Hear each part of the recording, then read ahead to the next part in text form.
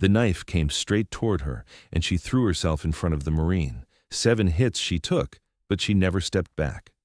What started as a quiet night off duty for EMT Sarah Martinez became the moment that changed everything. The wounded Marine behind her would survive. But no one expected what would happen the next morning when 100 Marines showed up at her door. Welcome to Hidden Story, where we uncover the extraordinary courage hiding in ordinary moments. Before we dive into this powerful story of sacrifice, protection, and military honor, tell us in the comments, have you ever witnessed someone risk everything for a stranger? And if you believe stories like these deserve to be remembered, hit that subscribe button and help us ensure they're never forgotten. The evening had been peaceful for Sarah Martinez. After a grueling 14-hour shift responding to emergency calls across Oceanside, California, the 29-year-old EMT had finally clocked out.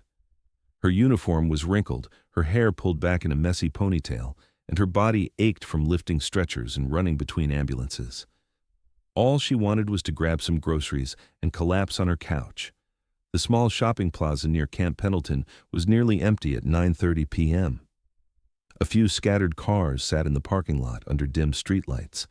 Sarah parked near the grocery store, grabbed her purse, and headed inside. She moved quickly through the aisles, picking up basics: bread, milk, something for dinner tomorrow. Her mind was already shifting into rest mode. As she exited the store with 2 plastic bags, she noticed someone stumbling near the taco stand at the far end of the plaza. At first glance, it looked like another drunk college student, but something about the person's movement seemed wrong, too unsteady, too deliberate. Sarah's EMT instincts kicked in immediately. She had seen that kind of stumbling before, not intoxication, but injury. Someone trying to walk despite serious trauma. As she moved closer, her suspicions were confirmed. The figure was a young man in desert camouflage utilities, maybe 22 years old. His left leg dragged behind him, and dark stains covered his right side. Blood. Fresh blood, still wet. The Marine, she could see his haircut and bearing now, was conscious but barely. His face was pale gray, lips nearly white. He clutched his ribs with trembling hands, each breath shallow and pained. His eyes were focused straight ahead, determined to keep moving despite obvious severe injuries. Most people in the plaza hadn't noticed him yet. A few customers sat at outdoor tables, absorbed in their phones and conversations. The Marine was trying to stay upright, stay moving, but his body was failing. Sarah dropped her grocery bags and ran toward him. Her medical training took over completely. She had responded to hundreds of trauma calls, but seeing someone this badly injured trying to walk alone hit her differently. "Hey, sit down right now," she called out, reaching him just as his legs gave out. "I'm an EMT. You need immediate help." He collapsed onto a concrete planter, breathing heavily. Up close, his injuries were worse than she had initially thought. Deep lacerations across his torso, possible internal bleeding based on the pale coloring and shallow breathing. His uniform was torn and soaked. "What happened?" she asked, immediately applying pressure to the worst bleeding she could see. "Jumped," he whispered, barely audible. 3 guys followed me from the base." Sarah's heart sank. This wasn't a random mugging. Someone had specifically targeted this Marine, and they had done serious damage. She was reaching for her phone to call 911 when she heard footsteps approaching fast. 2 men emerged from behind a nearby dumpster, walking directly toward them with purpose. One wore a dark hoodie pulled low over his face. The other had visible tattoos crawling up his neck and arms. These weren't good Samaritans coming to help. "Back away from him," the hooded man said, his voice low and threatening. "This doesn't concern you." Sarah positioned herself more deliberately between the wounded Marine and the approaching men. Her medical bag was open beside her, hands still applying pressure to the Marine's wounds. "He needs medical attention," she said firmly. "I've already called for an ambulance." "No, you haven't," the tattooed man replied, stepping closer. "And you're not going to—" The Marine behind her tried to speak. They want to finish what they started," he managed weakly. Everything clicked into place. These weren't random attackers. They had followed this Marine, injured him, and now they wanted to ensure he couldn't identify them or report what had happened. And Sarah was standing in their way. "Move," the hooded man demanded. Last warning. Sarah's training told her to de-escalate, call for help, find an exit strategy. But her instincts told her something else entirely. This Marine would die if she left him alone with these men. No, she said simply. The hooded man reached into his jacket and pulled out a fixed blade knife, maybe 6 inches long. The sight of it made Sarah's stomach drop, but she didn't move from her position in front of the Marine. Your choice, he said, and lunged forward. Sarah threw herself sideways, using her body to shield the wounded Marine. The blade caught her in the left shoulder, a burning pain that shot down her arm. She gasped but stayed between the attacker and his target. The second man kicked her in the ribs, trying to knock her aside. She stumbled but grabbed onto the planter, keeping herself upright and in position. Another knife thrust, this one catching her across the lower back as she twisted to avoid a more serious hit. The pain was immediate and severe, but her adrenaline kept her moving. The Marine behind her tried to stand to help, but his injuries were too severe. He collapsed back onto the concrete, barely conscious. Help! Sarah screamed toward the plaza. Someone call 911! A few people looked up from their tables, but no one moved to intervene. Some pulled out phones, but whether to call for help or record the attack, she couldn't tell. The third stab caught her in the right side, just below her ribs. This one went deep, and she felt her legs wobble. Blood was running freely down her back and arm now, but she didn't move aside. The fourth and fifth cuts came as she tried to grab the attacker's wrist to control the knife, one across her upper arm, another along her hip. Her medical scrubs were soaked red now, but her position never wavered. The tattooed man hit her again, this time in the back of the head. Stars exploded in her vision, but she stayed conscious, stayed upright. The sixth stab was the worst, straight into her left shoulder blade as she turned to check on the Marine behind her. The blade went deep into muscle, and her left arm went partially numb. Still, she didn't step aside. The seventh and final cut came as someone in the plaza finally shouted, "Police are coming!" The hooded man slashed wildly across her back, then both attackers ran toward the parking lot. Sarah collapsed to her knees beside the Marine, her vision blurring. Blood loss was setting in fast, but her hands still moved to apply pressure to his wounds, even as her own strength faded. "Stay awake," she whispered to him, though she wasn't sure if she was talking to him or herself. Sirens approached in the distance. Someone, a customer from the taco stand, ran over with napkins and a phone, calling out vital information to emergency dispatchers. The paramedics arrived within 6 minutes. Sarah was semi-conscious by then, but still positioned protectively beside the Marine. The first responder immediately recognized the severity of both their conditions. 2 trauma victims, multiple stab wounds on the female, severe beating injuries on the male, he radioed.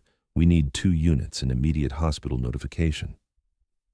Sarah drifted in and out of consciousness as they worked on her. She kept asking about the Marine. Was he alive? Were his vitals stable? Was he going to make it? The paramedics assured her he was breathing, but she couldn't tell if they were being truthful or just trying to keep her calm. The ride to the hospital was a blur of oxygen masks, IV lines, and radio chatter between medical teams. Sarah's blood pressure was dropping, but she remained conscious enough to hear updates about the Marine in the second ambulance. Male victim is stable, possible internal bleeding but vitals are holding, came the radio update. That was the last thing she heard before losing consciousness entirely. Sarah woke up 18 hours later in intensive care. Her body was wrapped in bandages, tubes connected to both arms, and machines monitoring her heart rate and breathing. The first thing she saw was her mother sitting beside the bed, tears in her eyes. "Mom?" she whispered, her throat raw. "You're safe, sweetheart," her mother said, reaching for her hand. "You made it through surgery. The doctor said you lost a lot of blood, but you're going to be okay." "The Marine," Sarah asked immediately, "is he—" "He's alive," her mother said quickly. "Because of you. He's in recovery 2 floors down." Relief washed over Sarah so powerfully that she started crying. The pain in her body was overwhelming, but knowing she had succeeded in protecting him made everything else bearable. A doctor entered the room and explained her injuries. 7 stab wounds, 1 collapsed lung, significant muscle damage, but no permanent organ injury. She would need weeks of recovery and physical therapy, but she would make a full recovery. "You're lucky to be alive," the doctor said. "Most people would have gone into shock much sooner." 3 days later, as Sarah was beginning to sit up on her own, a man in military dress uniform appeared at her door. He was tall, middle-aged, with the bearing of someone accustomed to command. "Miss Martinez," he asked, "I'm Colonel Rodriguez from Camp Pendleton. May I come in?" Sarah nodded, confused but curious. "I'm here on behalf of Corporal David Santos, the Marine you protected," he said formally, "and on behalf of the United States Marine Corps." He reached into his jacket and pulled out a wooden box. Inside was a bronze challenge coin with the Marine Corps emblem. "This is given only in recognition of extraordinary courage and sacrifice," he said, placing it in her hands. "Corporal Santos wanted you to have it personally." Sarah stared at the coin, overwhelmed. I couldn't let them hurt him." "You did more than protect one Marine," Colonel Rodriguez said. "You embodied the values we fight to defend." 1 week after her discharge from the hospital, Sarah was at home, moving slowly but steadily recovering. She was in her kitchen, trying to make coffee with limited arm mobility, when her doorbell rang. She opened the door, expecting a package delivery or neighbor. Instead, she found her entire front yard filled with Marines in dress blue uniforms. Over 100 Marines stood in perfect formation across her lawn and into the street. At the front stood Corporal Santos, still using a cane but upright and proud. Beside him was Colonel Rodriguez and several other officers. As she stepped onto her porch, every Marine raised their hand in salute simultaneously. The sound of 100 arms moving in perfect unison echoed through the neighborhood. Sarah's breath caught. She had no idea what to say or do. Neighbors emerged from their houses, some recording, others simply watching in amazement. Corporal Santos stepped forward. "Miss Martinez, you took 7 hits meant for me. Today, we stand for you." He presented her with a folded American flag and another wooden box. This one contained a custom challenge coin engraved with "The Shield for One Who Stood Guard." "You're one of us now," he said simply. The Marines held their salute for a full minute before dropping their hands in unison. Then, row by row, they filed past her porch. Many paused to nod respectfully or quietly say, "Thank you." Sarah's story spread rapidly. The video of the Marine salute ceremony was shared millions of times. News networks picked up the story. Within days, she was receiving letters from across the country, veterans, active military families, and civilians inspired by her actions. A month later, she received an invitation to Washington, D.C. The Secretary of Defense wanted to personally present her with the Distinguished Public Service Award, the highest honor the military can give to a civilian. At the ceremony, surrounded by military leadership and national media, Sarah felt overwhelmed by the attention. But when she looked into the audience and saw Corporal Santos in the front row, smiling and nodding, she remembered why she had acted that night. "I didn't do anything special," she said in her speech. "I just couldn't walk away from someone who needed help." 6 months later, Sarah had returned to full duty as an EMT. Her relationship with Corporal Santos had evolved into a deep friendship built on shared experience and mutual respect. He visited regularly, and they often talked about the night that changed both their lives. The attackers had been arrested and charged with attempted murder and assault on a military member. Both received long prison sentences.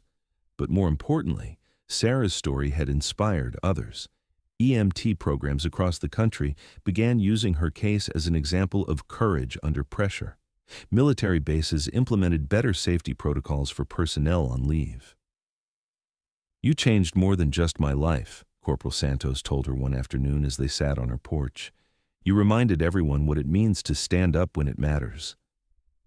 Sarah looked at the challenge coin she kept on her coffee table, then at the man whose life she had protected. "I'd do it again," she said simply. "Every time." If this story moved you, please hit that subscribe button and share it with others. Help us ensure these tales of quiet courage and protective instinct reach the people who need to hear them. Thank you for watching Hidden Story. We'll see you in the next story, where another lesson waits to be learned, another truth waits to be revealed, and another reminder awaits that extraordinary heroism lives quietly among us, waiting for the moment when it must step forward to protect what truly matters.